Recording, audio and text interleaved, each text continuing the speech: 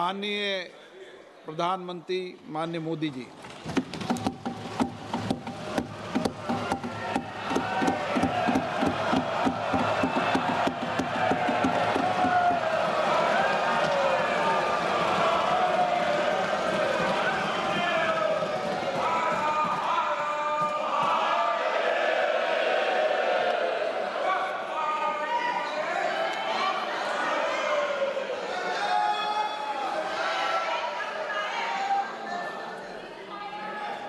आदरणीय अध्यक्ष जी, इस सत्र के प्रारंभ में ही मैं जब मीडिया के साथियों से बात कर रहा था तब मैंने सभी माननीय सांसदों को अपील करते हुए एक बात का उल्लेख किया था। मैंने कहा था कि ये सत्र भारत के विजयोत्सव का सत्र है।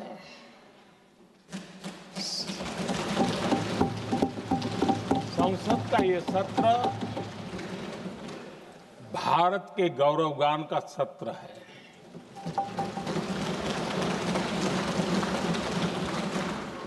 आदरणीय अध्यक्ष जी, जब मैं विजयोत्सव की बात कर रहा हूं तब मैं कहना चाहूंगा कि ये विजयोत्सव आतंकी हेडक्वार्टर्स को मिट्टी में मिलाने का है।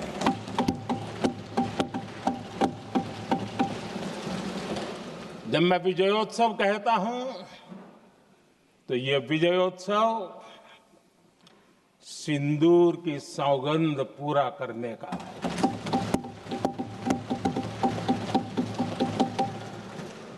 मैं जब ये विजयोत्सव कहता हूं तो ये भारत की सेना के शौर्य और सामर्थ्य का विजय गाथा कह रहा है। जब मैं विजयोत्सव कह रहा हूं तो 140 करोड़ भारतीयों की एकता, इच्छा शक्ति, उसके एक अप्रतिम जीत का विजयोत्सव की बात करता हूं। आदरणीय अध्यक्ष जी, मैं इसी विजय भाव से इस सदन में भारत का पक्ष रखने के लिए खड़ा हुआ।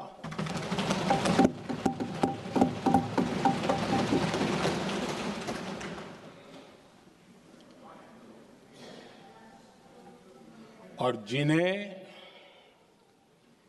भारत का पक्ष नहीं दिखता है उन्हें मैं आईना दिखाने के लिए खड़ा हुआ।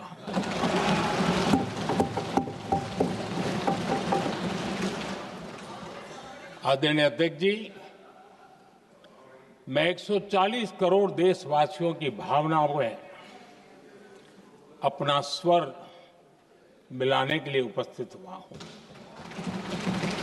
ये 140 करोड़ देशवासियों की भावना के जो गूंज है, जिस सदन में सुनाई दी है, मैं उसे अपना एक स्वर मिलाने खड़ा हुआ।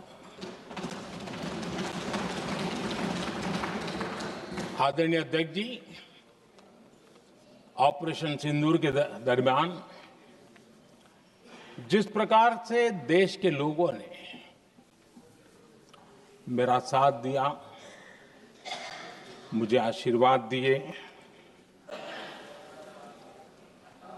देश की जनता मुझ पर कर्ज है। मैं देशवासियों का आभार व्यक्त करता हूं। मैं देशवासियों का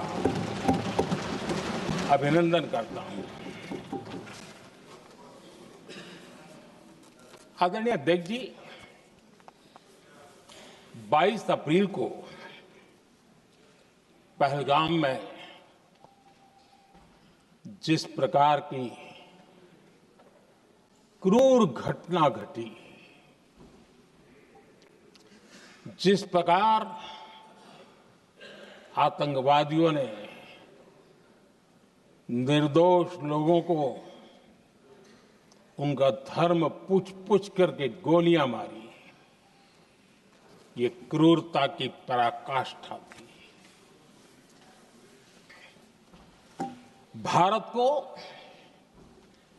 हिंसा की आग में झोंकने का ये सुविचारित प्रयास था। भारत में दंगे फैलाने की ये साजिश थी। मैं आज देशवासियों का धन्यवाद करता हूं कि देश ने एकता के साथ उस साजिश को नाकाम कर दिया।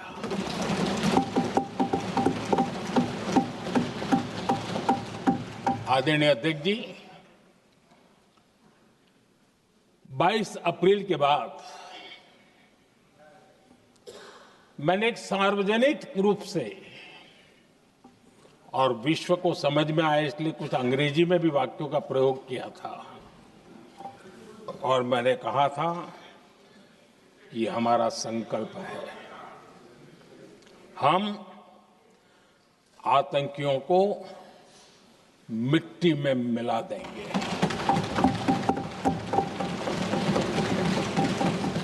और मैंने सार्वजनिक रूप से कहा था, सजा उनके आकाओं को भी होगी और कल्पना से भी बड़ी सजा मिलेगी।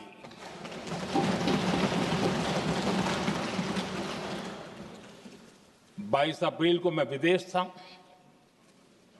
मैं तुरंत लौट के आया और आने के तुरंत बाद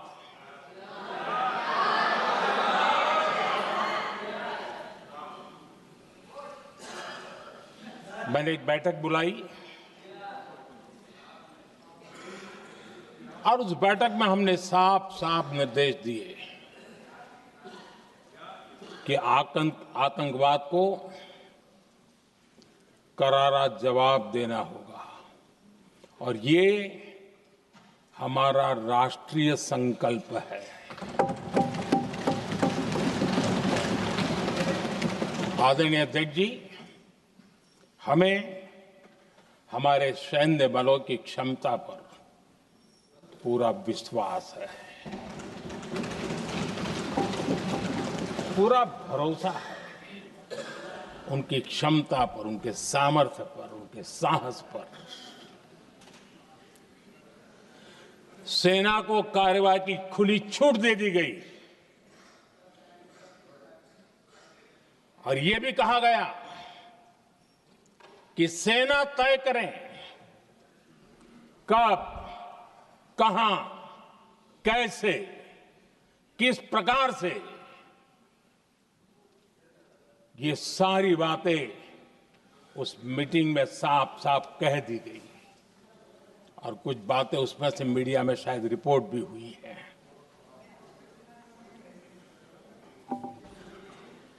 हमें गर्व है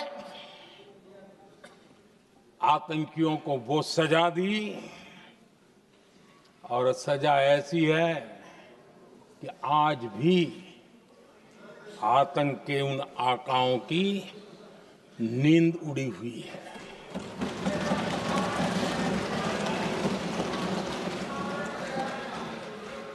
आदरणीय अध्यक्ष जी, मैं हमारी सेना की सफलता के उससे जुड़े भारत के उस पक्ष को सदन के माध्यम से देशवासियों के सामने रखना चाहता हूं।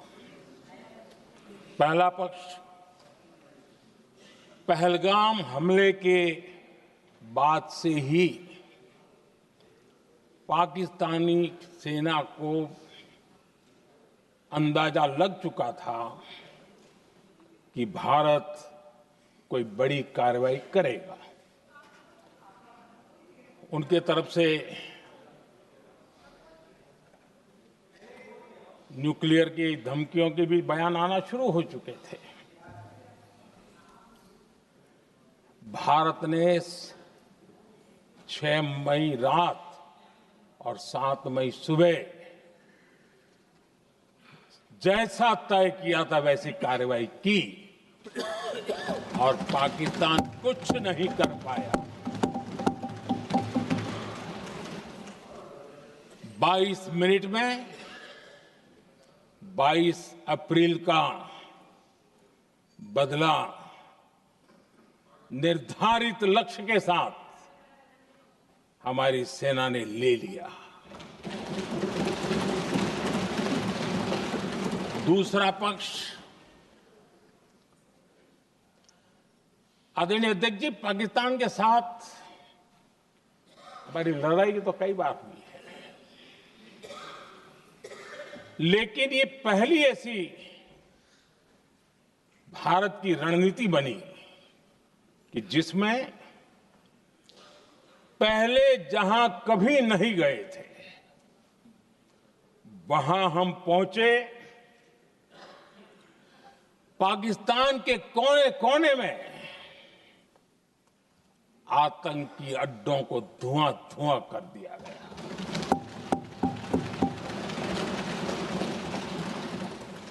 आतंक के गढ़ कोई सोच नहीं सकता कि वहां तक कोई जा सकता है। बहावलपुर और मुर्ग के उसको भी जमीन दोस्त कर दिया गया। आदरणीय अध्यक्ष जी, हमारे सेनाओं ने आतंकी अड्डों को तबाह कर दिया। तीसरा पक्ष, पाकिस्तान की न्यूक्लियर धमकी को हमने झूठा साबित कर दिया।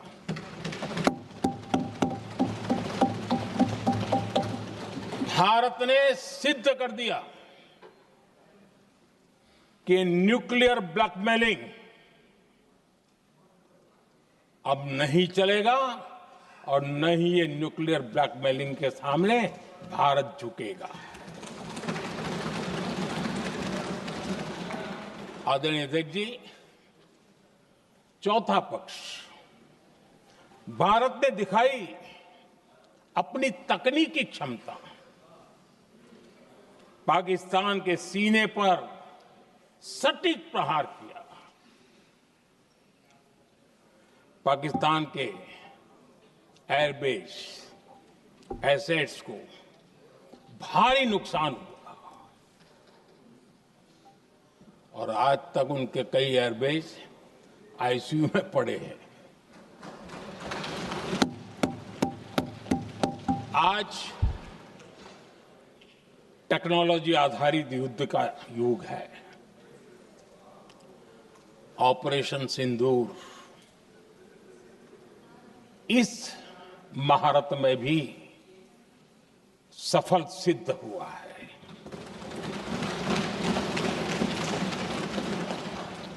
अगर पिछले 10 साल में जो हमने तैयारियां की हैं वो न की होती तो इस तकनीक के युग में हमारा कितना नुकसान हो सकता था, इसका हम अंदाज लगा सकते हैं। पांचवा पक्ष,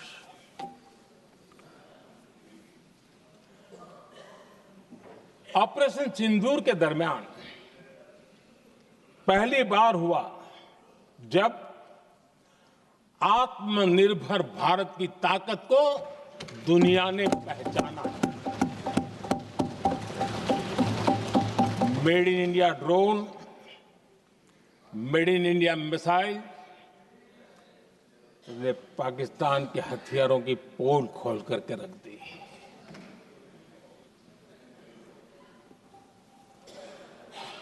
आदरणीय अध्यक्ष जी, और भी एक महत्वपूर्ण काम जो हुआ है, वैसे जब राजीव गांधी जी थे उस समय उनके जो एक डिफेंस का काम देखने वाले एमओएस थे, उन्होंने जब मैंने सीडीएस की घोषणा की तो वो बहुत प्रसन्न होकर के मुझे मिलने आए थे और बहुत बहुत प्रसन्न थे वो। इस समय ऑपरेशन में नेवी, आर्मी, एयरफोर्स, तीनों सेनाओं का जॉइंट एक्शन, इसके बीच की सिनर्जी, इसने पाकिस्तान के छक्के छुड़ा दिए।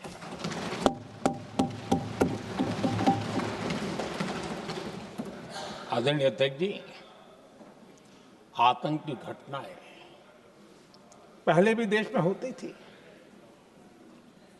लेकिन पहले आतंकवादियों के मास्टरमाइंड निश्चिंत होते थे और वो आगे की तैयारी में लगे रहते थे। उनको पता था कुछ नहीं होगा। लेकिन अब स्थिति बदल गई है। अब हमले के बाद मास्टरमाइंड को नींद नहीं आती। उनको पता है कि भारत आएगा और मार के जाएगा।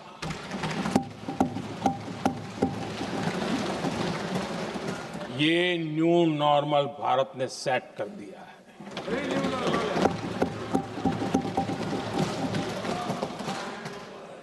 आदरणीय अध्यक्ष जी, दुनिया ने देख लिया कि हमारी कार्यवाही का दायरा कितना बड़ा, स्केल कितना बड़ा। सिंदूर से लेकर के सिंधु तक पाकिस्तान पर कार्रवाई की है। ऑपरेशन सिंदूर ने तय कर दिया कि भारत में आतंकी हमले की, उसके आकाओं को और पाकिस्तान को भारी कीमत चुकानी पड़ेगी। अब ऐसे ही नहीं जा सकते। आदरणीय अध्यक्ष जी, ऑपरेशन सिंदूर से स्पष्ट होता है कि भारत ने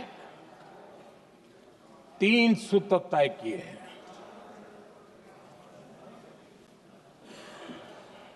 अगर भारत पर आतंकी हमला हुआ तो हम अपने तरीके से, अपनी शर्तों पर, अपने समय पर जवाब दे करके रहेंगे।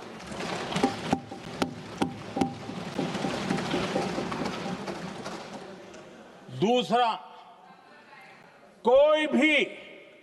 कोई भी न्यूक्लियर ब्लैकमेल अब नहीं चलेगा।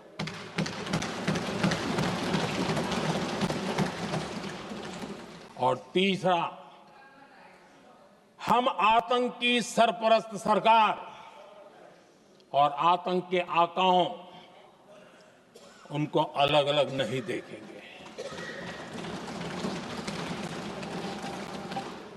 आदरणीय अध्यक्ष जी,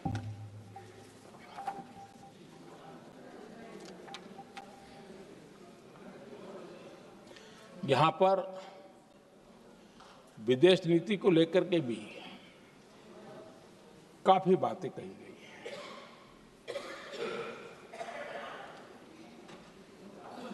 दुनिया के समर्थन को लेकर के भी काफी बातें कही गई हैं। मैं आज सदन में कुछ बातें पूरी स्पष्टता से कह रहा हूं। दुनिया में किसी भी देश ने भारत को अपनी सुरक्षा में कार्रवाई करने से रोका नहीं है।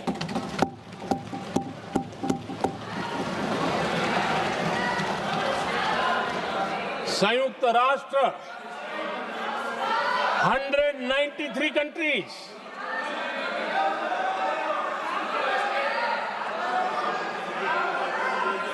सिर्फ 3 देश 193 कंट्री में सिर्फ 3 देश ऑपरेशन सिंदूर के दौरान पाकिस्तान के समर्थन में बयान दिया था। Only 3 countries.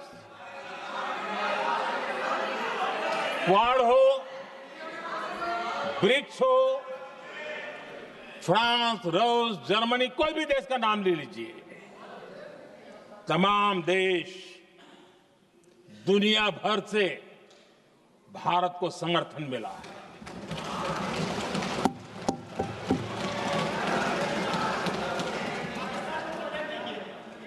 आदरणीय अध्यक्ष जी, दुनिया का समर्थन तो मिला, दुनिया के देशों का समर्थन मिला, माननीय लेकिन ये दुर्भाग्य है कि मेरे देश के वीरों के पराक्रम को कांग्रेस का समर्थन नहीं।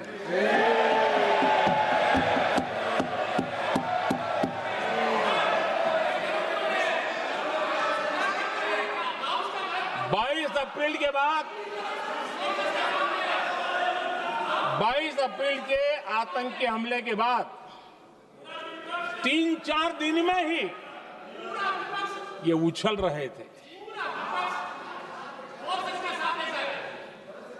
और कहना शुरू कर दिया,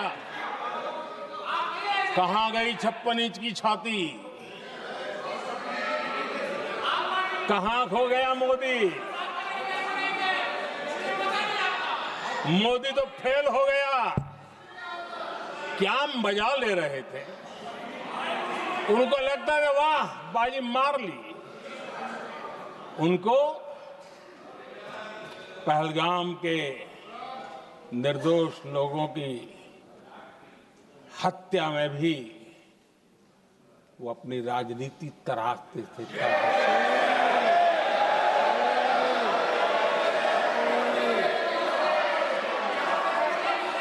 अपनी स्वार्थी राजनीति के लिए मुझ पर निशाना साध रहे थे,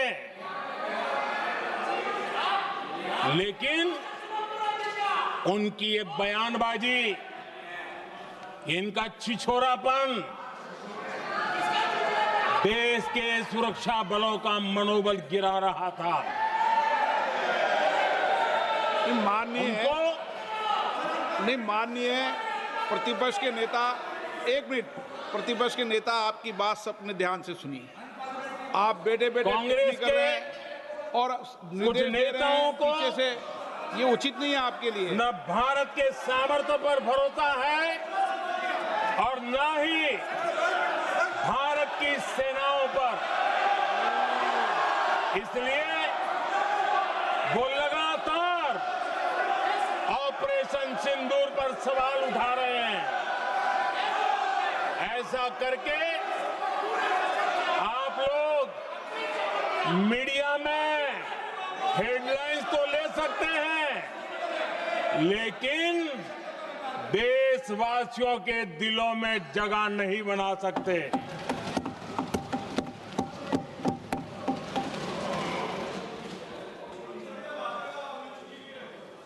आदरणीय सभापति जी, आदरणीय अध्यक्ष जी,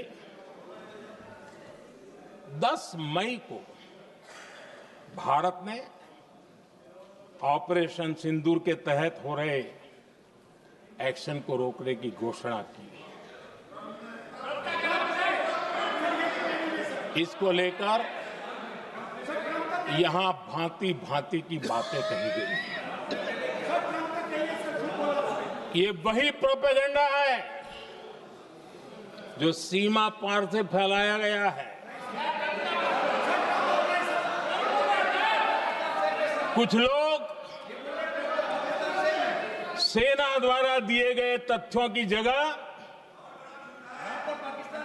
पाकिस्तान के झूठ प्रचार को आगे बढ़ाने में जुटे हुए हैं,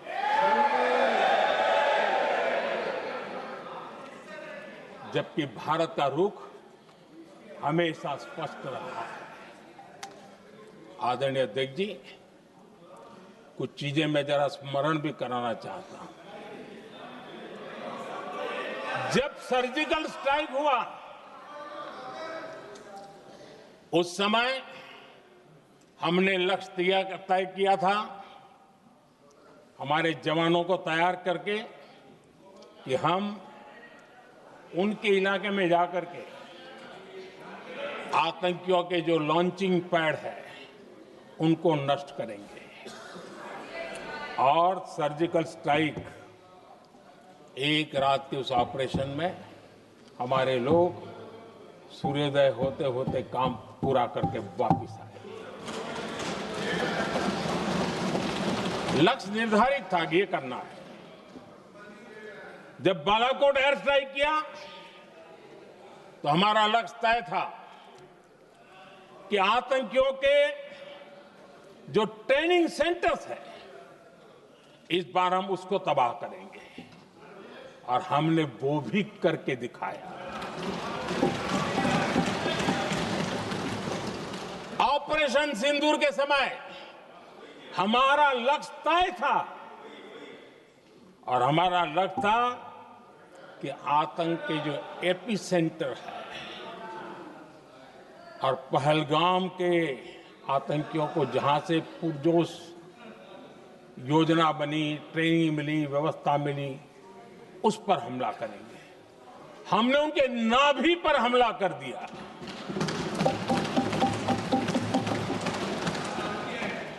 जहां पहलगाम के आतंकियों का रिक्रूटमेंट हुआ, ट्रेनिंग होती थी, फंडिंग होता था, उन्हें टेक्निकल सपोर्ट मिलता था, शस्त्र सरंजाम मिलता था, उस जगह को आइडेंटिफाई किया और हमने सटीक तरीके से ऑपरेशन सिंदूर के तहत आतंकियों की नाभि पे प्रहार कर दिया।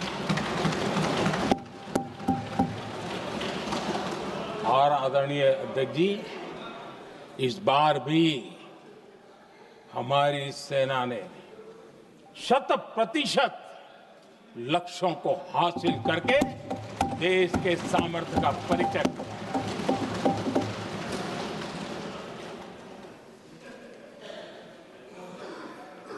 कुछ लोग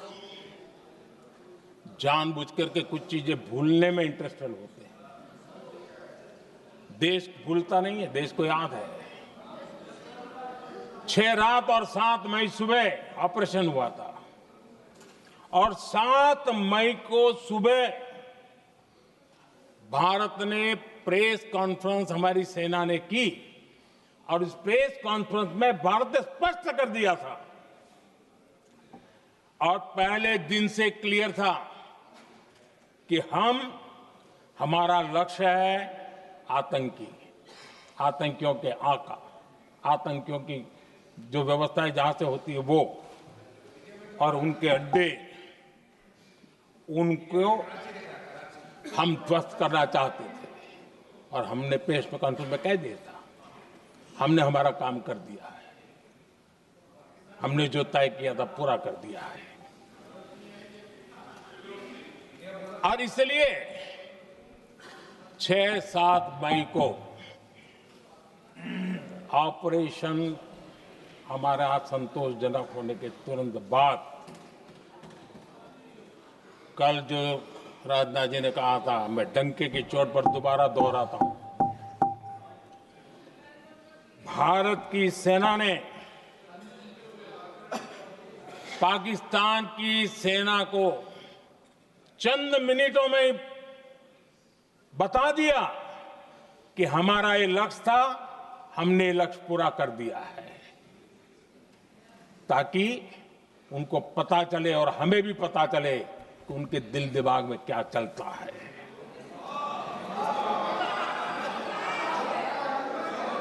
हमने अपना लक्ष्य 100% हासिल कर लिया था, और पाकिस्तान में समझदारी होती तो आतंकियों के साथ खुलेआम खड़े रहने की गलती न करता। उसने निर्लज्ज होकर के आतंकवादियों के साथ खड़े रहने का फैसला किया। हम पूरी तरह तैयार थे, हम भी मौके की तलाश में थे, लेकिन हमने दुनिया को बताया था कि हमारा लक्ष्य आतंकवाद है, आतंकवादी आका है, आतंकवादी ठिकाने हैं। वो हमने पूरा कर दिया। लेकिन जब पाकिस्तान ने आतंकियों की मदद में आने का फैसला किया और मैदान में उतरने की हरकत की, तो भारत की सेना ने सालों तक याद रह जाए ऐसा करारा जवाब दे करके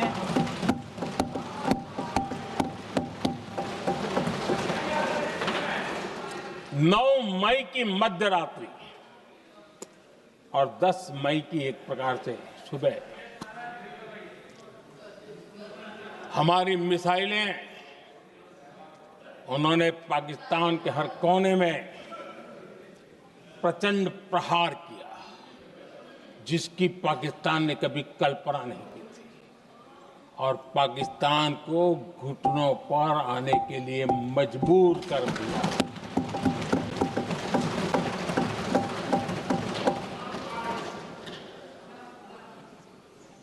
और आपने टीवी में भी देखा है, वहां से क्या बयान आते थे। पाकिस्तान के लोग, अरे मैं तो स्विमिंग पूल में नहा रहा था, कोई कह रहा था मैं तो दफ्तर जाने की तैयारी कर रहा था। हम कुछ सोचे पहले तो भारत ने तो हमला कर दिया। ये पाकिस्तान के लोगों के बयान है और देश ने देखे हैं। स्विमिंग पूल में नहा रहा था।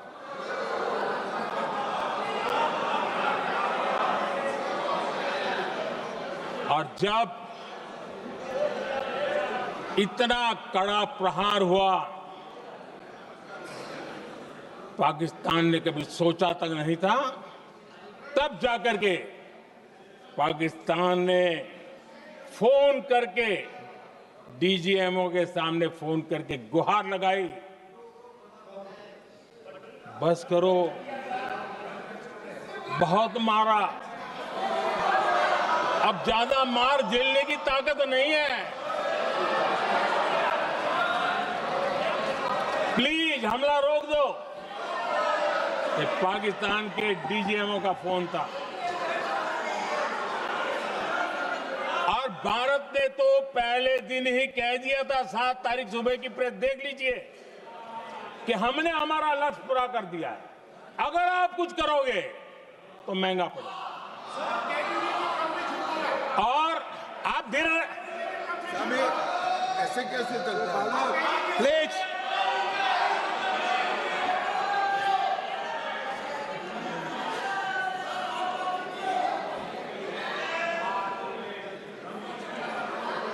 मैं आज दोबारा कह रहा हूं, ये भारत की स्पष्ट नीति थी, सुविचारित नीति थी, सेना के साथ मिलकर के तय की हुई नीति थी और वे ये थी कि हम आतंक, उनके आका, उनके ठिकाने, ये हमारा लक्ष्य है।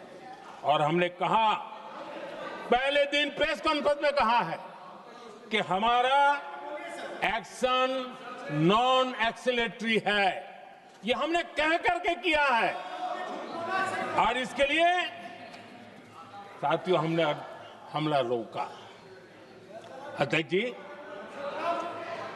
दुनिया के किसी भी नेता ने भारत के ऑपरेशन रोकने के लिए नहीं कहा।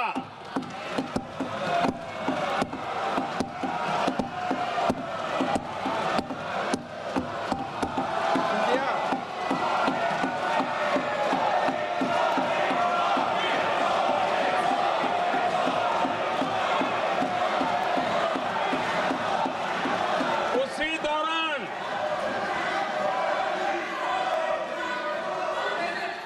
9 तारीख को रात को अमेरिका के उपराष्ट्रपति जी ने मुझसे बात करने का प्रयास किया। वो घंटे भर कोशिश कर रहे थे, लेकिन मेरी सेना के साथ मीटिंग चल रही थी, तो मैंने उनका फोन उठा नहीं पाया। बाद में मैंने उनको कॉल बैक किया। मैंने कहा कि आपका फोन था, 3-4 बार आपका फोन आ गया, क्या है? तो अमेरिका के उपराष्ट्रपति जी ने मुझे फोन पे बताया कि पाकिस्तान बहुत बड़ा हमला करने वाला है ये उन्होंने मुझे बताया। मेरा जो जवाब था, जिनको समझ नहीं आता है उनको तो नहीं आएगा।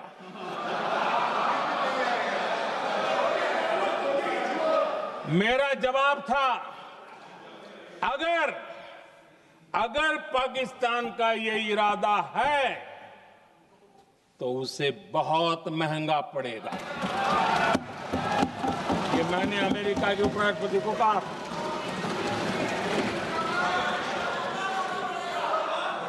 अगर पाकिस्तान हमला करेगा तो हम बड़ा हमला कर करके जवाब देंगे। ये मेरा जवाब था। और आगे मेरा एक वाक्य था, मैंने कहा था हम गोली का जवाब गोले से देंगे। ये 9 तारीख रात की बात है और 9 रात में और 10 सुबह हमने पाकिस्तान को सैन्य शक्ति को तहस नहस कर दिया था। और यही हमारा जवाब था, यही हमारा जज्बा था। और आज पाकिस्तान भी भली भांति जान गया है कि भारत का हर जवाब पहले से ज्यादा तगड़ा होता है।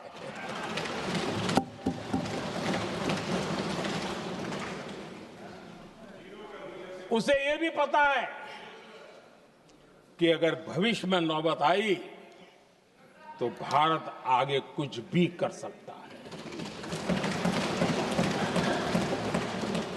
और इसलिए मैं फिर से लोकतंत्र के इस मंदिर में दोहराना चाहता हूं, ऑपरेशन सिंदूर जारी है।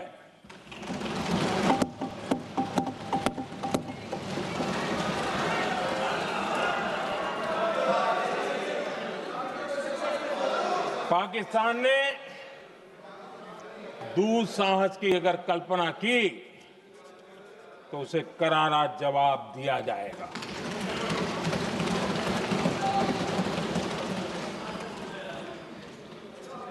आदरणीय अध्यक्ष जी, आज का भारत आत्मविश्वास से भरा हुआ है। आज का भारत आत्मनिर्भरता के मंत्र को लेकर के पूरी शक्ति के साथ तेज गति से आगे बढ़ रहा है। देश देख रहा है भारत आत्मनिर्भर बनता जा रहा है।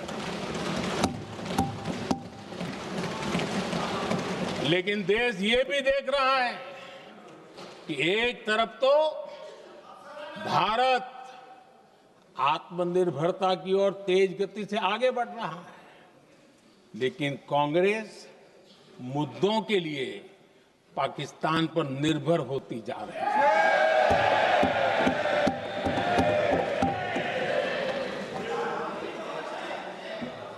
मैं आज पूरा दिन देख रहा था, जो 16 घंटे से जो चर्चा चल रही है, दुर्भाग्य से।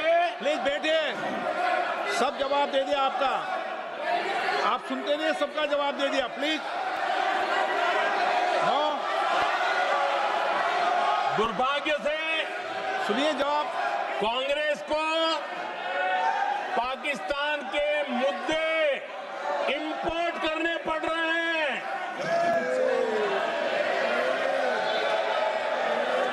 आदरणीय अध्यक्ष जी, आज के वॉरफेयर में इंफॉर्मेशन और नैरेटिव्स की प्लीज बैठिए। बहुत बड़ी भूमिका है। नैरेटिव घड़ करके, एआई का भी भरपूर उपयोग करके सेनाओं के मनोबल को कमजोर करने के खेल भी खेले जाते हैं। जनता के अंदर अविश्वास पैदा करने के भी भरपूर प्रयास होते हैं।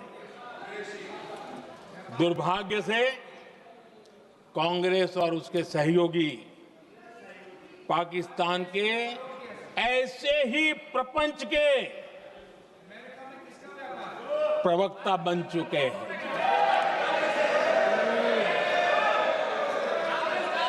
आदरणीय अध्यक्ष जी, देश की सेना ने आदरणीय अध्यक्ष जी, ये तरीका है देश आपका? की सेना ने बैठिए बैठिए। देश की भाई, सेना ने सुनते रहे। सर्जिकल स्ट्राइक की। बैठिए।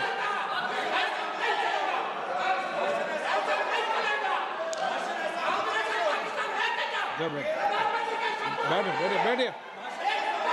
आदरणीय अध्यक्ष जी, देश की सेना ने सफलतापूर्वक सर्जिकल स्ट्राइक की तो तुरंत कांग्रेस वालों ने सेना से सबूत मांगे थे,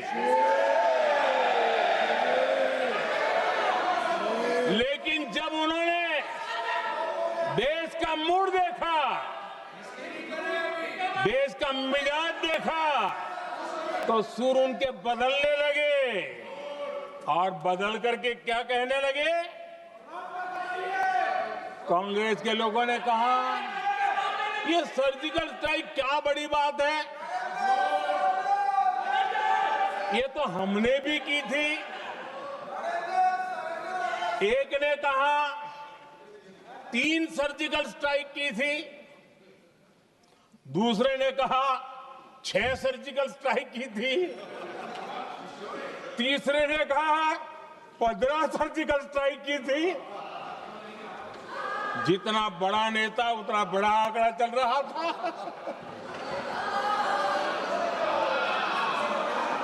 आदरणीय अध्यक्ष जी, इसके बाद बालाकोट में सेना ने एयर स्ट्राइक की। अब एयर स्ट्राइक तो ऐसी थी कि वो कुछ कह नहीं सकते थे, इसलिए ये तो नहीं कहा कि भाई हमने भी की थी। उसमें तो उन्होंने समझदारी दिखाई, लेकिन फोटो मांगने लगे। एयर स्ट्राइक हुई तो फोटो दिखाओ, क्या कहां गिरा, क्या तोड़ा, कितना तोड़ा, कितने मरे, बस यही पूछते रहे। पाकिस्तान भी यही पूछता था, ये भी यही पूछते थे। इतना ही नहीं, आदरणीय अध्यक्ष जी, जब पायलट अभिनंदन पकड़े गए तो पाकिस्तान में तो खुशी का माहौल होना स्वाभाविक था कि उनके हाथ में भारतीय सेना का एक पायलट उनके हाथ लगा था। लेकिन यहां पर भी कुछ लोग थे जो कानों कानों में कह रहे थे, अब मोदी फंसा, अब अभिनंदन वहां आए, मोदी ला करके दिखा दे, अब देखते हैं मोदी क्या करता है। आज डंके की चोट पर अभिनंदन वापिस आए।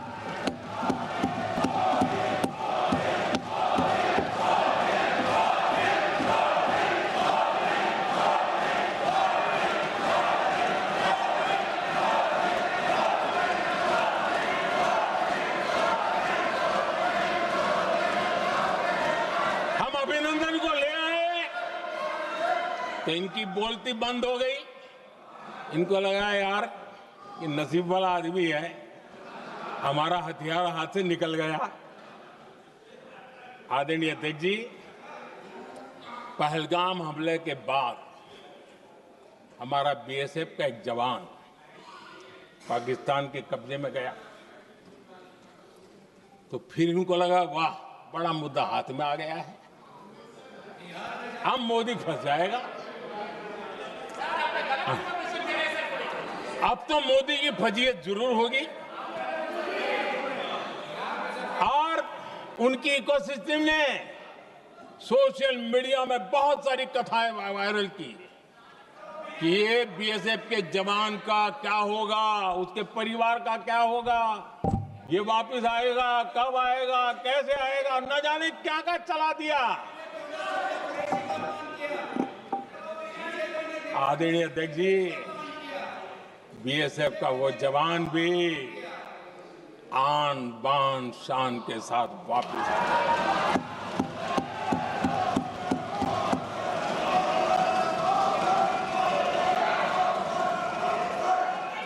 आतंकवादी रो रहे हैं, आतंकवादियों के आका रो रहे हैं, और उनको रोते देखकर यहां भी कुछ लोग रो रहे हैं।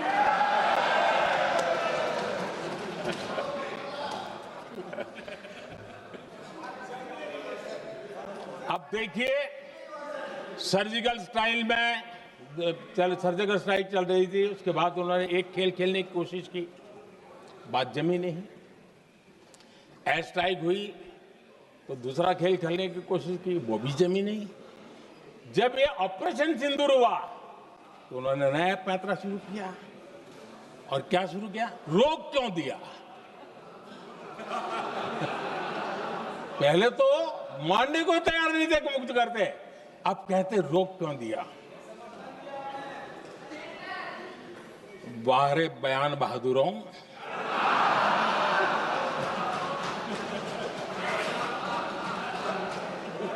आपको विरोध का कोई न कोई बहाना चाहिए, और इसलिए सिर्फ मैं नहीं, पूरा देश आप पर हंस रहा है।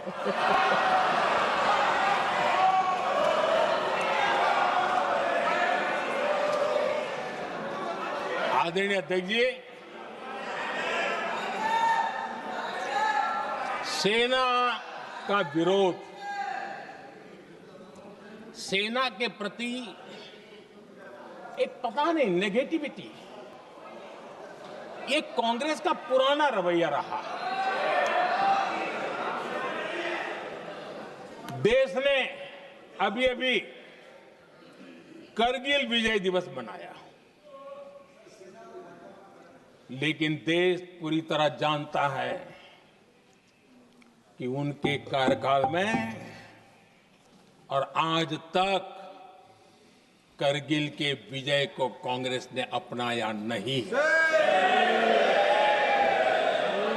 न करगिल विजय दिवस मनाया है, न करगिल विजय का गौरव किया। इतिहास साक्षी है अध्यक्ष जी। जब डोकलाम में सैन्य हमारा शौर्य दिखा रहा था, तब कांग्रेस के नेता चुपके चुपके किससे ब्रीफिंग लेते थे, वो सारी दुनिया अब जान गई।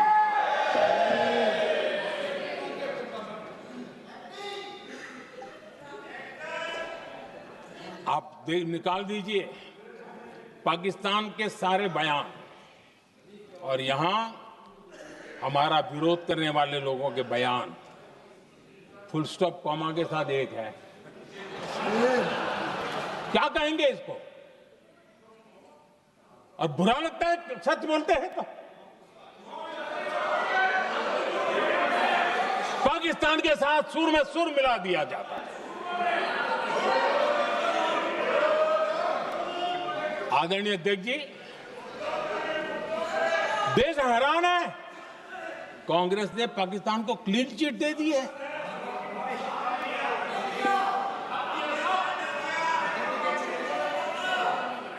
उनकी ये हिम्मत, और इनकी आदत जाती नहीं है, ये हिम्मत कि पहलगाम के आतंकी पाकिस्तानी थे, इसका सबूत दो।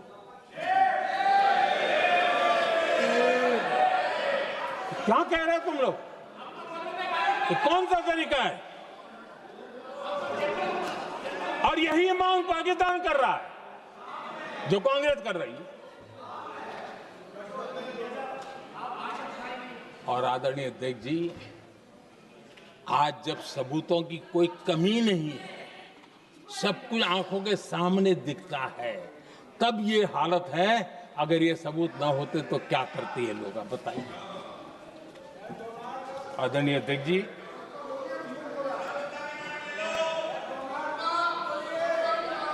अध्यक्ष जी, ऑपरेशन सिंदूर के एक पार्ट की तरफ तो चर्चा भी बहुत होती है, ध्यान भी जाता है, लेकिन देश के लिए कुछ गौरव की क्षणें होती हैं, ताकत की परिचय होता है, उसकी तरफ भी ध्यान जाना बहुत आकर्षित है। हमारे एयर डिफेंस सिस्टम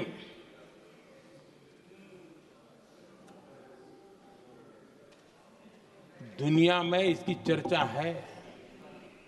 हमारे एयर डिफेंस सिस्टम ने पाकिस्तान की मिसाइल और ड्रोन्स उसको तिनके की तरफ बिखेर दिया था।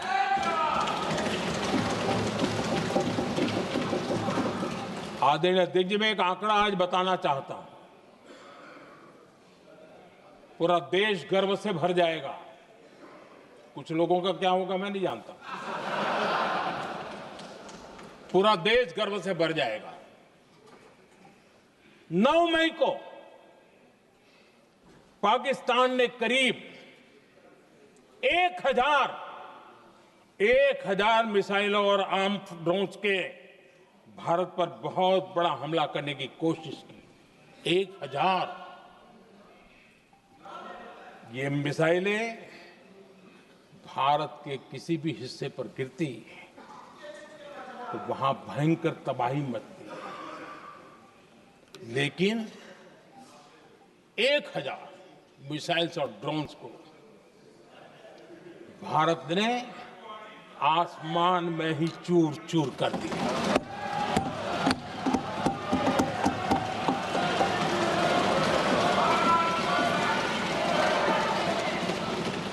हर देशवासी को इससे गर्व हो रहा। लेकिन जैसे कांग्रेस के लोग इंतजार कर रहे थे, कुछ तो गड़बड़ होगी यार, मोदी मरेगा, कहीं तो फंसेगा।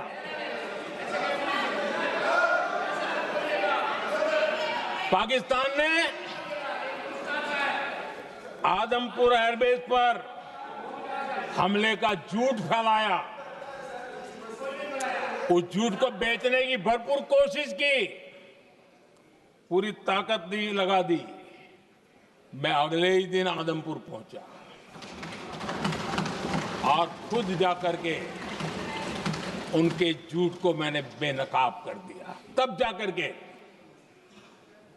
उनको अकल ठिकाने लगी कि अब ये झूठ चलने वाला नहीं है। आदरणीय अध्यक्ष जी, जो हमारे छोटे दलों के साथी हैं, जो राजनीति में नए हैं, उनको कभी शासन में रहने का अवसर नहीं मिला, उनसे कुछ बातें निकलती मैं समझ सकता हूं। लेकिन कांग्रेस पार्टी ने इस देश में लंबे समय तक राज किया है, उसको शासन की व्यवस्थाओं का पूरा पता है, उन चीजों से वो निकले हुए लोग हैं, उनके लिए शासन व्यवस्था क्या होती इसकी समझ पूरी है, अनुभव है उनके पास। उसके बाद भी विदेश मंत्रालय तुरंत जवाब दे, उसको स्वीकारना नहीं, विदेश मंत्री जवाब दे, इंटरव्यू दे, बार बार बोले, उसको स्वीकारना नहीं, गृह मंत्री बोले, रक्षा मंत्री बोले, किसी पर भरोसा नहीं। जिसने इतने सालों तक राज किया, उनको देश की व्यवस्थाओं पर अगर भरोसा नहीं है, तब शक उठता है कि क्या हालत हो गई है इनकी। आदरणीय अध्यक्ष जी, अब कांग्रेस का भरोसा पाकिस्तान के रिमोट कंट्रोल से बनता है और बदलता है।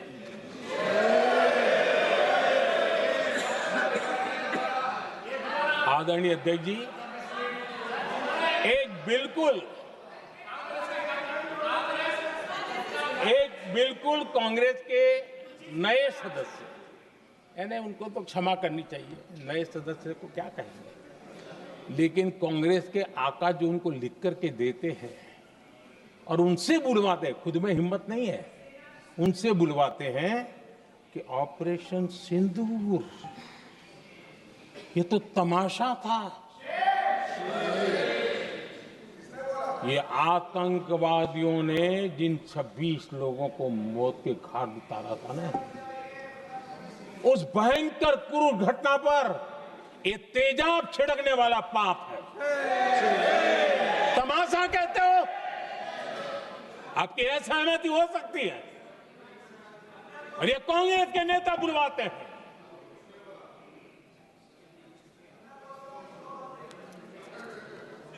आदरणीय अध्यक्ष जी,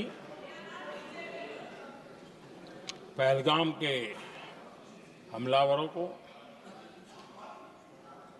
कल हमारे सुरक्षा बलों ने ऑपरेशन महादेव करके अपने अंजाम तक पहुंचाया।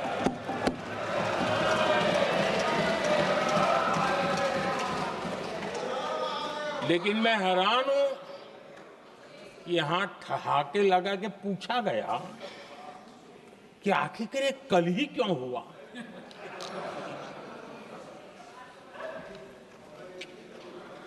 अब ये क्या हो गया है जी, मुझे समझ नहीं आ रहा है। क्या ये ऑपरेशन के लिए कोई सावन महीने का सोमवार ढूंढा गया था क्या?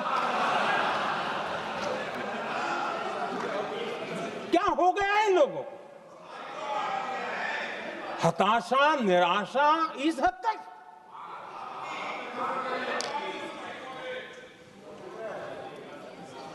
और देखिए मजा, पिछले कई सप्ताह से हाँ ऑपरेशन सिंदूर हो गया तो ठीक है, पहलगाम के आतंकियों का क्या हुआ, पहलगाम के आतंकियों का। अब हुआ तो कल क्यों हुआ?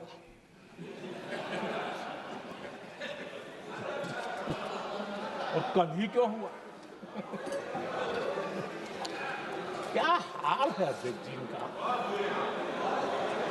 आदरणीय अध्यक्ष जी,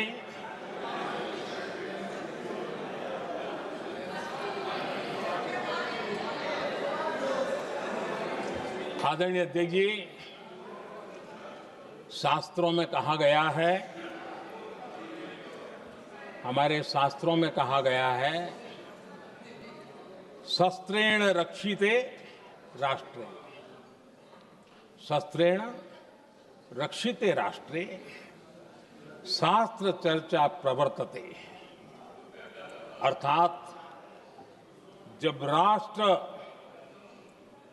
शस्त्र से सुरक्षित होते हैं तभी वहां शास्त्र की, ज्ञान की चर्चाएं जन्म ले पाती है। जब सीमा पर सेनाएं मजबूत होती है तभी लोकतंत्र प्रखर होता है। आदरणीय अध्यक्ष जी, ऑपरेशन सिंदूर बीते दशक में भारत की सेना के सशक्तिकरण का एक साक्षात प्रमाण है। ऐसे ही नहीं हुआ है। कांग्रेस के शासन के दौरान सेनाओं को आत्मनिर्भर बनाने के संबंध में सोचा तक नहीं जाता था। आज भी आत्मनिर्भर शब्द की मजाक उड़ाई जाती है। वैसे वो महात्मा गांधी से आया हुआ है, लेकिन आज भी मजाक उड़ाई जाती है। हर रक्षा सौदे में कांग्रेस अपने मौके खोजती रहती थी।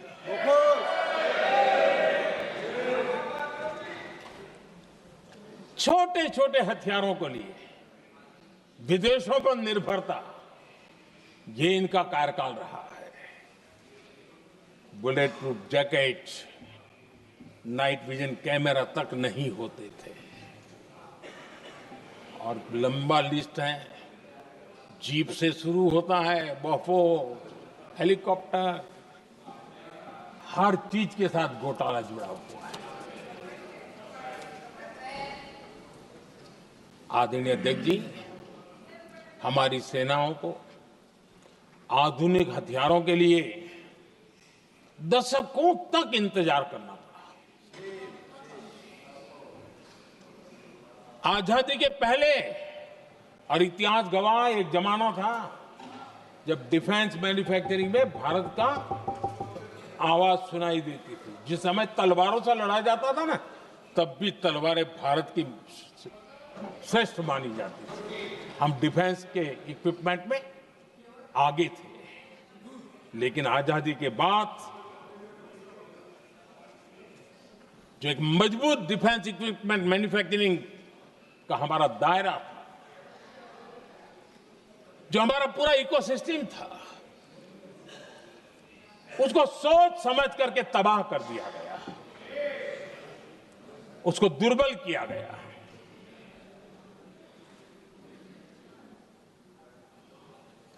रिसर्च और मैन्युफैक्चरिंग के लिए रास्ते बंद कर दिए गए।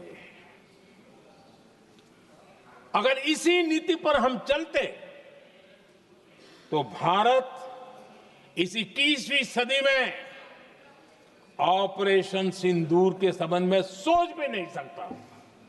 यह हालत करके रखा हुआ था उन्होंने।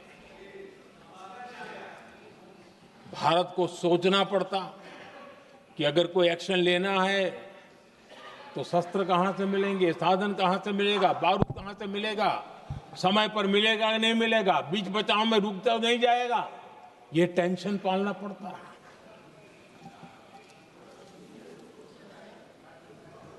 आदरणीय अध्यक्ष जी, बीते एक दशक में मेक इन इंडिया हथियार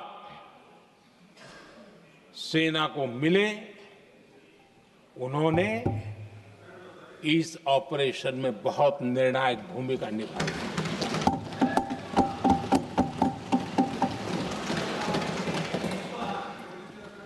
आदरणीय अध्यक्ष जी, एक दशक पहले भारत के लोगों ने संकल्प लिया, हमारा देश सशक्त, आत्मनिर्भर और आधुनिक राष्ट्र बने। रक्षा, सुरक्षा, हर क्षेत्र में बदलाव के लिए एक के बाद एक ठोस कदम उठाए गए, सीरीज ऑफ रिफॉर्म्स किए गए और देश में सेना में जो रिफॉर्म्स हुए हैं, जो आजादी के बाद पहली बार हुए। चीफ ऑफ डिफेंस स्टाफ की नियुक्ति, ये विचार कोई नया नहीं था, दुनिया में प्रयोग भी चलते हैं, भारत में निर्णय नहीं होते थे। हमने, ये बहुत बड़ा रिफॉर्म था, हमने किया और बहुत ही, मैं हमारी तीनों सेनाओं का अभिनंदन करता हूं कि इस व्यवस्था को उन्होंने दिल से सहयोग किया है, दिल से स्वीकार किया है। सबसे बड़ी ताकत ज्वाइंटनेस और इंटीग्रेशन की इस समय नेवी हो, एयरफोर्स हो, आर्मी हो, ये इंटीग्रेशन और ज्वाइंटनेस ने हमारी ताकत को अनेक गुना बढ़ा दिया और उसका परिणाम भी हमें नजर में आया है, ये हमने करके दिखाया है। सरकार की जो डिफेंस प्रोडक्शन की कंपनियां थी, उसमें हमने रिफॉर्म किए। शुरुआत में वहां पर आग लगाना, आंदोलन करवाना, हड़तालें करवाने के खेल चल रहे थे, अभी भी बंद नहीं हुए हैं, लेकिन देश हित को सर्वोपरि मान करके उन डिफेंस इंडस्ट्री के हमारे जो लोग थे सरकारी व्यवस्था में, उन्होंने इसको मन से लिया, रिफॉर्म को स्वीकार किया और वो भी आज बहुत प्रोडक्टिव बन गए। इतना ही नहीं, हमने प्राइवेट सेक्टर के लिए भी डिफेंस के दरवाजे खोल दिए हैं और आज भारत का प्राइवेट सेक्टर आगे आ रहा है। आज स्टार्टअप्स डिफेंस के क्षेत्र में हमारे 27-30 साल के नौजवान, टियर 2, टियर 3 सिटी के नौजवान, कई कुछ जगह तो बेटियां स्टार्टअप का नेतृत्व कर रही है। डिफेंस के सेक्टर में सैकड़ों की तादाद में आज स्टार्टअप काम कर रहे हैं। ड्रोन्स, एक प्रकार से मैं कह सकता हूं, ड्रोन्स की जितनी भी एक्टिविटी हमारे देश में हो रही है, शायद एवरेज 30-35 की उम्र होगी जो लोग कर रहे हैं, सारे लोग, और सैकड़ों की तादाद में कर रहे हैं। और उसका ताकत, क्योंकि इनका भी योगदान था इसमें, जिन्होंने इस प्रकार के प्रोडक्शन किए हैं, और वो हमें ऑपरेशन सिंदूर में बहुत काम आए। मैं उन सबके प्रयासों को बहुत साधुवाद करता हूं और मैं उनको विश्वास दिलाता हूं, आगे बढ़िए, अब देश रुकने वाला नहीं है। आदरणीय अध्यक्ष जी, डिफेंस सेक्टर में मेक इन इंडिया ये नारा नहीं था। हमने इसके लिए बजट पॉलिसी में जो परिवर्तन करना था, जो नए इनिशिएटिव ले रहे थे, वो नए इनिशिएटिव लिए। और सबसे बड़ी बात, क्लियर कट विजन के साथ हमने देश में make in India defence sector के अंदर तेज गति से हम आगे बढ़ रहे हैं। आदरणीय अध्यक्ष जी, एक दशक में डिफेंस का बजट लगभग पहले से 3 गुना हुआ है। डिफेंस प्रोडक्शन में करीब करीब 250% वृद्धि हुई है, 250% वृद्धि हुई है। 11 वर्षों में डिफेंस एक्सपोर्ट 30 गुना से भी ज्यादा बढ़ा है, 30 गुना से ज्यादा। डिफेंस एक्सपोर्ट आज दुनिया के करीब 100 देशों तक हम पहुंचे। और आदरणीय अध्यक्ष जी, कुछ चीजें ऐसी होती हैं जो इतिहास में बहुत बड़ा प्रभाव छोड़ती हैं। ऑपरेशन सिंदूर ने डिफेंस का जो मार्केट है उसमें भारत का झंडा गाड़ दिया है। भारत के हथियारों की डिमांड आज बढ़ती चली जा रही है, मांग बढ़ रही है। ये भारत में उद्योगों को भी बल देगी, एमएसएमईज को बल देगी, हमारे नौजवानों को रोजगार देगी, और हमारे नौजवान अपनी बनाई चीजों से दुनिया में अपनी ताकत का प्रदर्शन कर पाएंगे। ये आज दिख रहा है, मैं देख रहा हूं। डिफेंस के क्षेत्र में जो आत्मनिर्भर भारत की दिशा में हम जो कदम उठा रहे हैं, मैं हैरान हूं। कुछ लोगों को आज भी तकलीफ हो रही है, जैसे उनका खजाना लूट गया। ये कौन सी मानसिकता है? देश को ऐसे लोगों को पहचानना होगा। आदरणीय अध्यक्ष जी, मैं स्पष्ट करना चाहता हूं, डिफेंस में भारत का आत्मनिर्भर होना ये आज की शस्त्रों की स्पर्धा में के काल में विश्व शांति के लिए भी जरूरी है।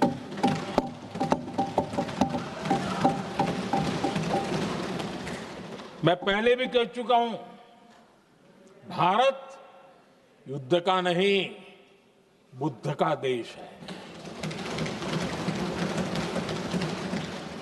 हम समृद्धि, शांति चाहते हैं, लेकिन हम ये कभी न भूले कि समृद्धि का और शांति का रास्ता शक्ति से ही गुजरता है।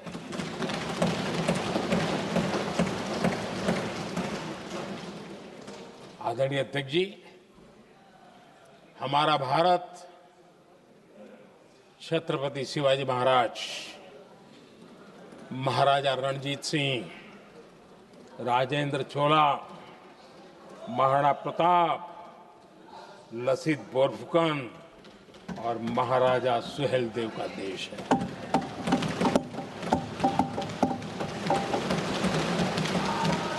आदरणीय अध्यक्ष जी, हम विकास और शांति के लिए सामरिक सामर्थ्य पर भी फोकस करते हैं। आदरणीय अध्यक्ष जी, कांग्रेस के पास नेशनल सिक्योरिटी का विजन पहले था और आज तो सवाल ही नहीं उठता है।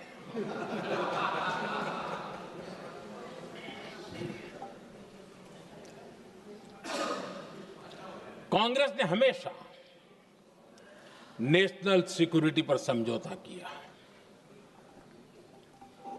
आज जो लोग पूछ रहे हैं पीओके को वापस क्यों नहीं लिया? वैसे ये सवाल मुझे ही पूछ सकते हैं और किसको पूछ सकते हैं?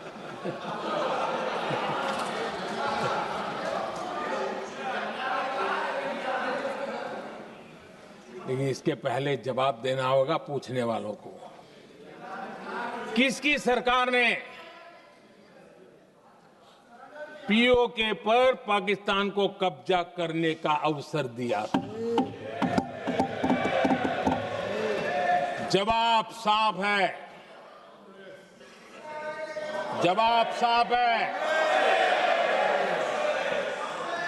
जब भी मैं नेहरू जी की चर्चा करता हूं तो कांग्रेस और उसका पूरा इकोसिस्टम बिलबिला जाता है। पता नहीं क्या है। आदरणीय अध्यक्ष जी, हम एक शेर सुना करते थे, मुझे ज्यादा इसका ज्ञान तो नहीं है लेकिन सुनते थे। लम्हों ने खता की और सदियों ने सजा पाई। आजादी के बाद से ही जो फैसले लिए गए उनकी सजा आज तक देश भुगत रहा है।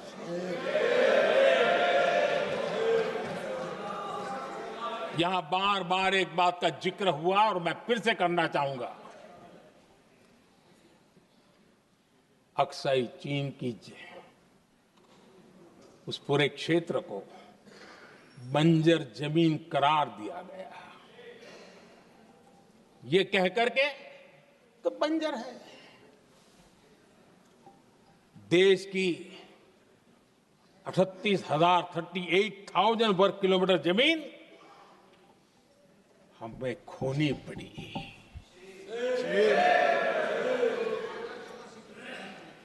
आदरणीय अध्यक्ष जी, मैं जानता हूं मेरी कुछ बातें चुभने वाली है। 1962 और 1963 के बीच कांग्रेस के नेता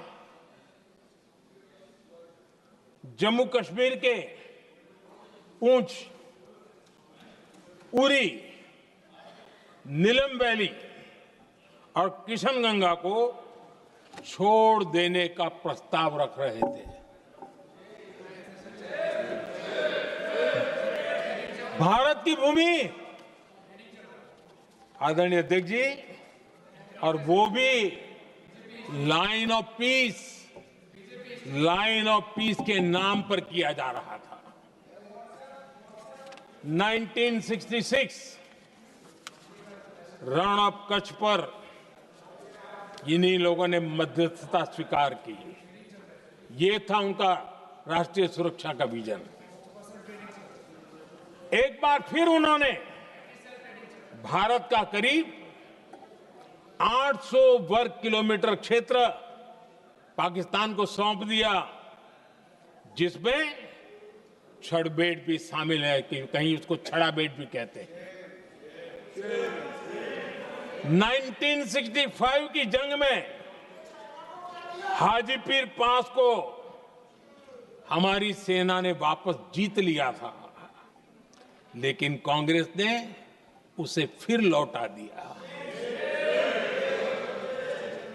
1971 पाकिस्तान के 93,000 फौजी हमारे पास बंदी थे। पाकिस्तान का हजारों वर्ग किलोमीटर एरिया हमारी सेना ने कब्जा किया था। हम बहुत कुछ कर सकते थे, विजय की स्थिति में थे। उस दौरान अगर थोड़ी सा विजन होता, थोड़ी सी समझ होती, तो पीओके वापस लेने का निर्णय हो सकता। वो मौका था, वो मौका भी छोड़ दिया गया। अरे इतना ही नहीं, इतना सारा जब सामने टेबल पर था, अरे कम से कम करतारपुर साहब को तो ले सकते थे, वो ही नहीं कर पाया। 1974 श्रीलंका को कच्चथीवू द्वीप को गिफ्ट कर दिया गया। आज तक हमारे मछुआरे भाई बहनों को इससे परेशानी होती है, उनकी जान पर आफत आती है। क्या गुनाह था तमिलनाडु के मेरे फिशरमैन भाई बहनों का कि आपने उनका हक छीन लिया और दूसरों को गिफ्ट कर दिया? कांग्रेस का दशकों से इरादा लेकर चल रही थी कि सियाचिन से सेना हटा दी जाए। आदरणीय अध्यक्ष जी, 2014 में देश ने इनको मौका नहीं दिया, वरना आज सियाचिन भी हमारे पास नहीं होता।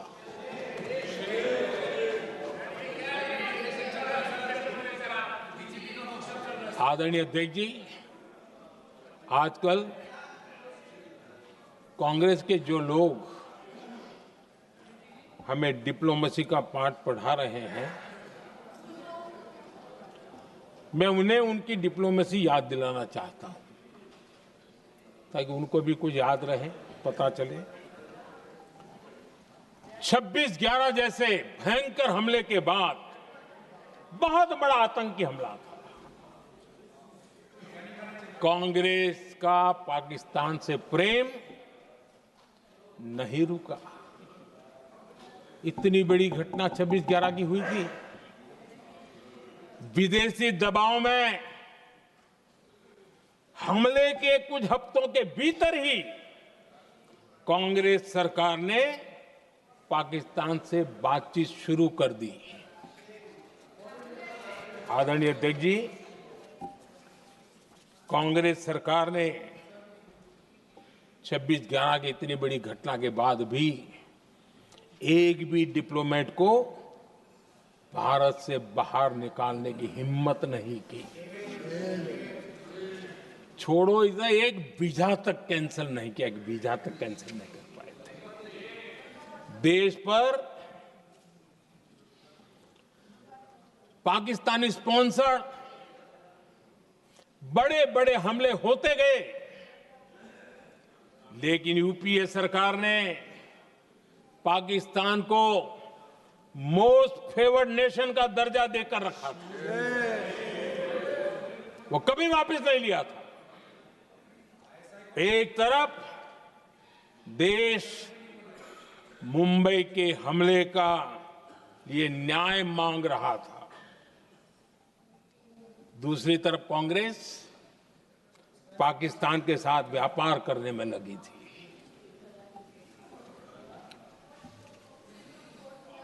पाकिस्तान वहां से खून की होली खेलने वाले आतंकियों को भेजते रहे और कांग्रेस यहां अमन की आश के मुशायरे किया करती थी। मुशायरे होते थे। हमने आतंकवाद और अमन की आस का ये वन वे ट्रैफिक बंद कर दिया।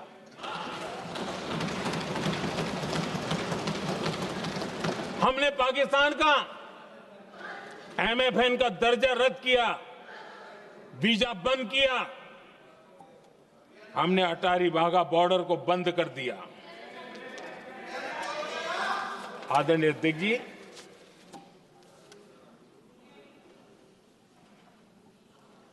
भारत के हितों को गिरवी रख देना ये कांग्रेस की पार्टी की पुरानी आदत है। इसका सबसे बड़ा उदाहरण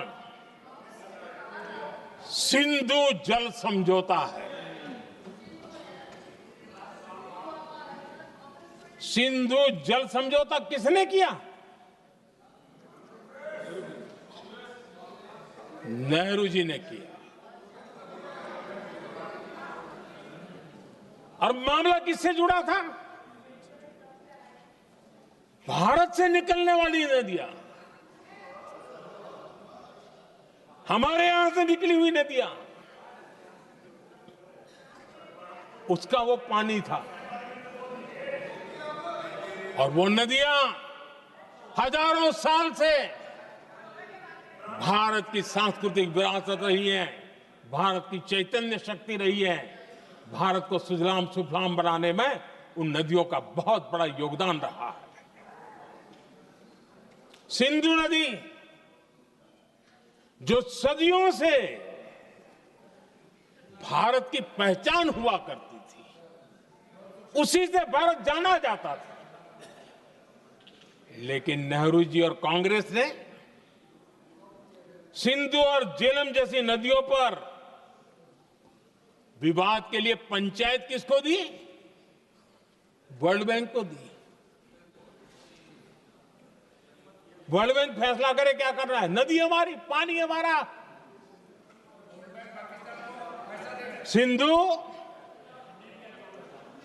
सिंधु जल समझौता सीधा सीधा भारत की अस्मिता और भारत के स्वाभिमान के साथ किया गया बहुत बड़ा धोखा था।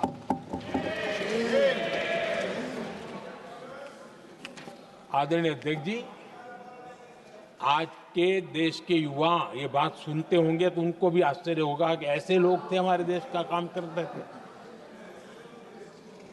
नेहरू जी ने इस ट्रीटी करी और क्या किया? ये जो पानी था, जो नदियां थी, जो भारत से निकल रही थी, उन्होंने 80% पानी पाकिस्तान को देने के लिए वो राजी हो गए। और इतना बड़ा हिंदुस्तान, उसको सिर्फ 20% पानी। कोई मुझे समझाए भाई ये कौन सी बुद्धिमानी थी, कौन सा देश हित था, कौन सी डिप्लोमेसी थी? क्या हालत करके बना के रखा था आप लोगों ने? इतनी बड़ी आबादी वाला हमारा देश, हमारे यहां से निकलती हुई ये नदियां, और सिर्फ 20% पानी, और 80% पानी उन्होंने उसको दिया जो देश खुलेआम भारत को अपना दुश्मन करार कर देता रहता है, दुश्मन कहता रहा। और ये पानी पर किसका हक था? हमारे देश के किसानों का, हमारे देश के नागरिकों का। हमारा पंजाब, हमारा जम्मू कश्मीर देश के एक बहुत बड़े हिस्से को इन्होंने पानी के संकट में धकेल दिया, इस एक कारण से। और राज्यों के भीतर भी पानी को लेकर के आपस में संघर्ष पैदा हुई है, प्रतिस्पर्धा पैदा हुई, और उनका जिस पर हक था उस पर पाकिस्तान मौज करता रहा। और ये दुनिया में अपनी डिप्लोमेसी के पाठ पढ़ाते रहते हैं। आदरणीय अध्यक्ष जी, अगर ये ट्रीटी न होती तो पश्चिमी नदियों पर कई बड़ी परियोजनाएं बनती। पंजाब, हरियाणा, राजस्थान और दिल्ली, वहां के किसानों को भरपूर पानी मिलता, पीने के पानी की कोई समस्या नहीं रहती। औद्योगिक प्रगति के लिए भारत बिजली बना पाता। इतना ही नहीं, नेहरू जी ने इसके उपरांत करोड़ों रुपए भी दिए ताकि पाकिस्तान नहर बना सके।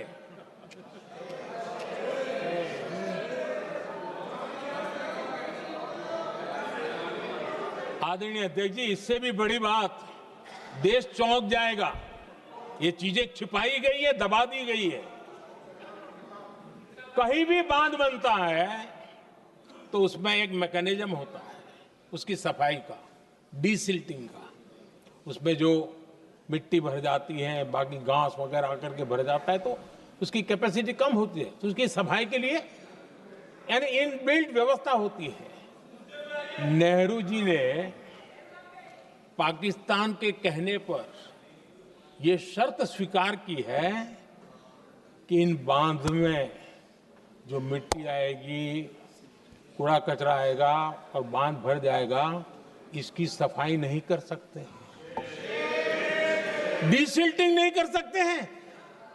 बांध हमारे यहां, पानी हमारा, लेकिन निर्णय पाकिस्तान का कि आप डिसिल्टिंग नहीं कर सकते। इतना ही नहीं, जब इस बार मैं डिटेल में गया तो एक बांध तो ऐसा है कि जहां ये डिसिल्टिंग के लिए जो गेट होता है ना, उसको वेल्डिंग कर दिया गया है ताकि कोई गलती से भी खोल करके मिट्टी को निकाल ना दे। पाकिस्तान ने नेहरू जी से लिखवा दिया था कि भारत बिना पाकिस्तान की मर्जी अपने बांधों में जमा होने वाली मिट्टी साफ नहीं करेगा, डिसिल्टिंग नहीं करेगा। ये समझौता देश के खिलाफ था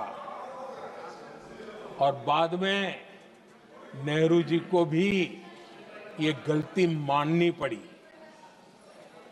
इस समझौते में निरंजन दास गुलाटी करके एक सज्जन उसमें जुड़े हुए थे। उन्होंने एक किताब लिखी है। उस किताब में उन्होंने लिखा है कि फरवरी 1961 में नेहरू ने उनसे कहा था, गुलाटी, मुझे उम्मीद थी कि यह समझौता अन्य समस्याओं के समाधान का रास्ता खोलेगा, लेकिन हम वहीं हैं जहां पहले थे।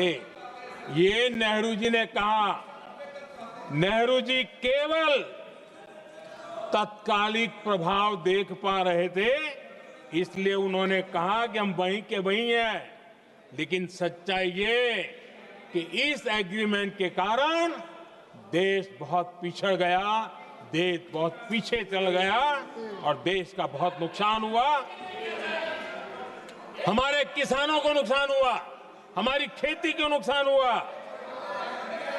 और नेहरू जी उस डिप्लोमेसी को जानते थे जिसमें किसान का कोई वजूद ही नहीं था। यह हाल करके रखा था उन्होंने। आदरणीय अध्यक्ष जी, पाकिस्तान आगे दशकों तक भारत के साथ युद्ध और छद्म युद्ध, प्रॉक्सी वॉर करता ही रहा, लेकिन कांग्रेस की सरकारों ने बाद में भी सिंधु जल समझौते की तरफ देखा तक नहीं, नेहरू जी की गलती को सुधारा तक नहीं। आदरणीय अध्यक्ष जी, लेकिन अब भारत ने पुरानी गलती को सुधारा है, ठोस निर्णय लिया है। भारत ने नेहरू जी द्वारा किए गई बहुत बड़ी ब्लंडर, सिंधु जल समझौते को देश हित में, किसानों के हित में एबेंस में रख दिया है। देश का अहित करने वाला ये समझौता अब इस रूप में आगे नहीं चल सकता। भारत ने तय कर दिया है, खून और पानी साथ साथ नहीं बह सकते।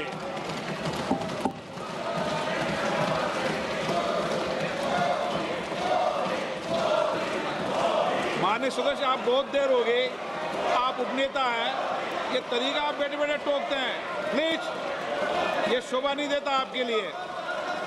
बैठिए बैठिए बैठिए आदरणीय, बैठिए, शोभा नहीं देता आपका। अध्यक्ष जी, आप उपनेता, अपनी मर्यादा बना के रखें। चलिए बैठिए।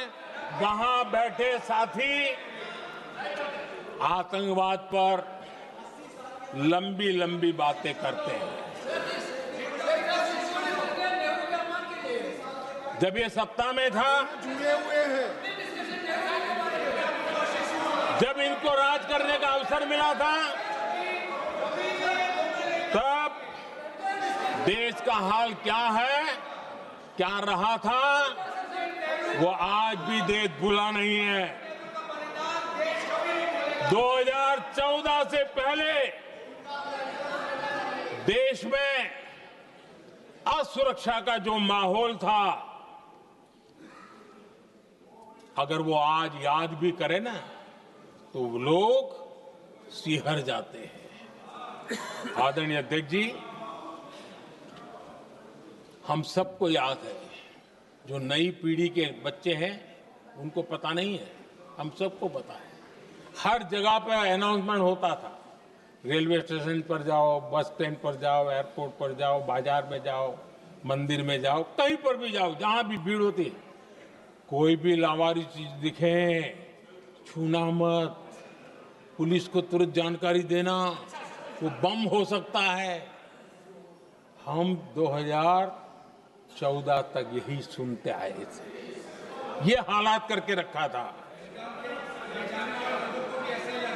देश के कोने कोने में यही हाल था।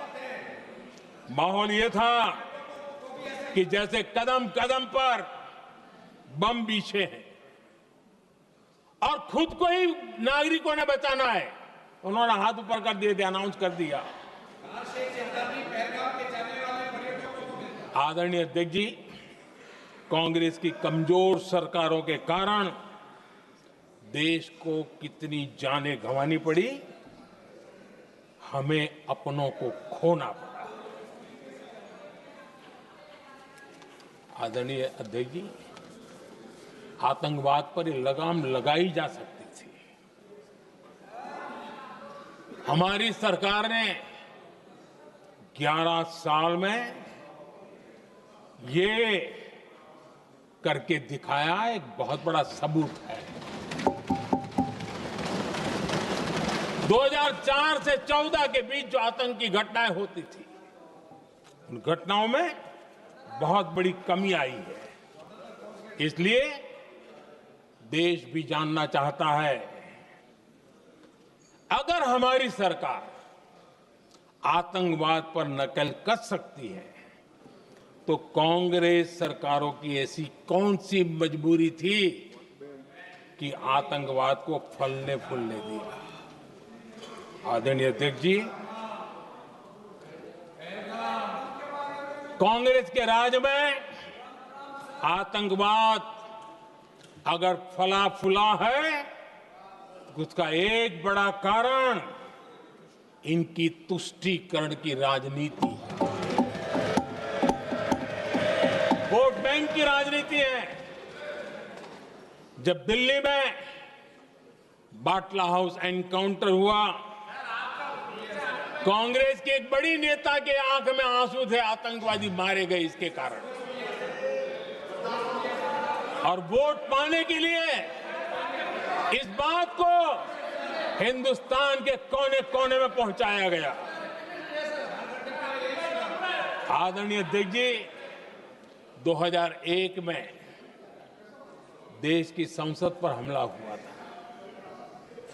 तब कांग्रेस के एक बड़े नेता ने अफजल गुरु को बेनिफिट ऑफ डाउट देने की बात कही थी। आदरणीय अध्यक्ष जी, मुंबई में 26/11 का इतना बड़ा आतंकी हमला हुआ, एक पाकिस्तानी आतंकी जिंदा पकड़ा गया।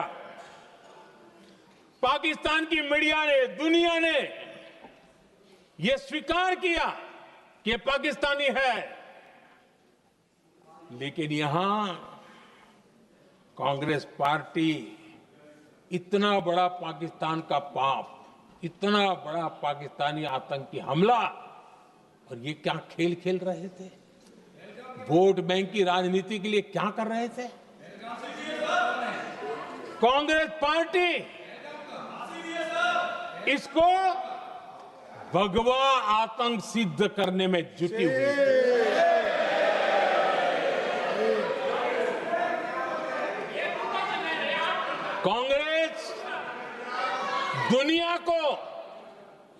हिंदू आतंकवाद की छड़ी बेचने में लगी हुई थी। कांग्रेस के एक नेता ने अमेरिका के बड़े राजनयिक को यहां तक कह दिया था कि लश्कर-ए तोयबा से भी बड़ा खतरा भारत के हिंदू ग्रुप है। यह कहा गया था। तुष्टीकरण के लिए कांग्रेस ने जम्मू कश्मीर में भारत का संविधान, बाबा साहब अंबेडकर का संविधान, उसे जम्मू कश्मीर में पैर नहीं रखने दिए। इन्होंने घुसने नहीं दिया, उसे बाहर रखा। तुष्टीकरण और वोट बैंक की राजनीति के लिए कांग्रेस हमेशा देश की सुरक्षा को बलि चढ़ाती रही। आदरणीय अध्यक्ष जी, तुष्टीकरण के लिए ही कांग्रेस ने आतंकवाद से जुड़े कानूनों को कमजोर किया। गृहमंत्री जी ने आज विस्तार से सदन में कहा है, इसलिए मैं इसको रिपीट करना नहीं चाहता। आदरणीय अध्यक्ष जी, मैंने इस सत्र की शुरुआत में आग्रह किया था। मैंने कहा था कि दल हित में हमारे मत मिले न मिले, दल हित में हमारे मत मिले न मिले, देश हित में हमारे मन जरूर मिलने चाहिए। पहलगाम की विभीषिका ने हमें गहरे घाव दिए हैं। उसने देश को झकझोर दिया है। इसके जवाब में हमने ऑपरेशन सिंदूर किया तो सेनाओं के पराक्रम ने, हमारे आत्मनिर्भर अभियान ने देश में एक सिंदूर स्पिरिट पैदा किया है।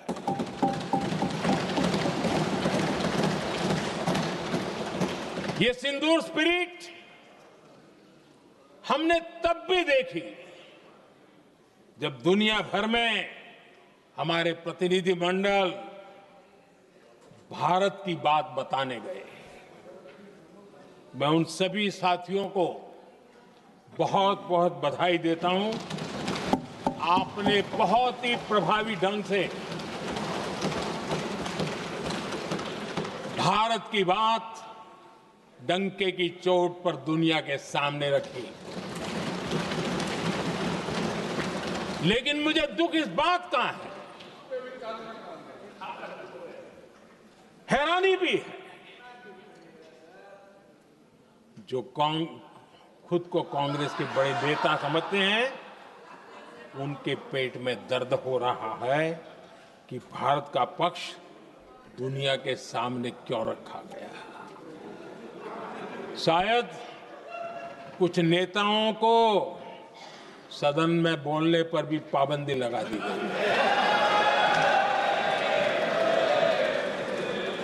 आदरणीय अध्यक्ष जी, इस मानसिकता से बाहर निकलने की जरूरत है। कुछ पंक्तियां मेरे मन में आती हैं, मैं अपने भाव व्यक्त करना चाहता हूं। आदरणीय अध्यक्ष जी, करो चर्चा और इतनी करो, करो चर्चा और इतनी करो कि दुश्मन दहशत से दहल उठे। दुश्मन दहशत से दहल उठे। रहे ध्यान बस इतना ही, रहे ध्यान बस इतना ही, मान सिंदूर और सेना का प्रश्नों में भी अटल रहे। हमला मां भारती पर हुआ अगर, तो प्रचंड प्रहार करना होगा। दुश्मन जहां भी बैठा हो, हमें भारत के लिए ही जीना होगा। मेरा कांग्रेस के साथियों से आग्रह है कि एक परिवार के दबाव में पाकिस्तान को क्लीन चिट देना बंद कर दें। जो देश की विजय की क्षण है, कांग्रेस उसे देश के उपहास का क्षण न बनाए। कांग्रेस अपनी गलती सुधारे। मैं आज सदन में फिर स्पष्ट करना चाहता हूं, अब भारत आतंक की नर्सरी में ही आतंकियों को मिट्टी में मिलाएगा।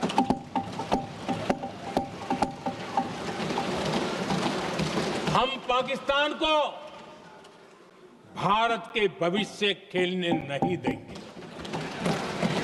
और इसलिए ऑपरेशन सिंदूर खत्म नहीं हुआ है, ऑपरेशन सिंदूर जारी है। और ये पाकिस्तान के लिए भी नोटिस है। वो जब तक भारत के खिलाफ आतंक का रास्ता रोकेगा नहीं, तब तक भारत एक्शन लेता रहेगा।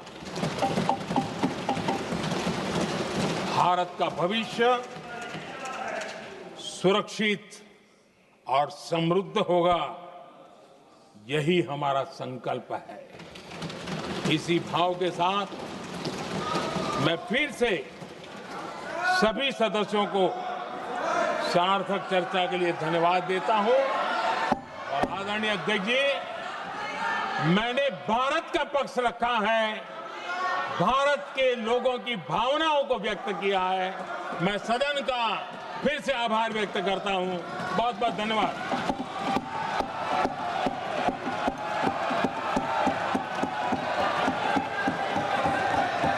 सभा की कार्रवाई बुधवार दिनांक 30 जुलाई 2025 को प्राप्त 11 बजे तक के लिए स्थगित की जाती है।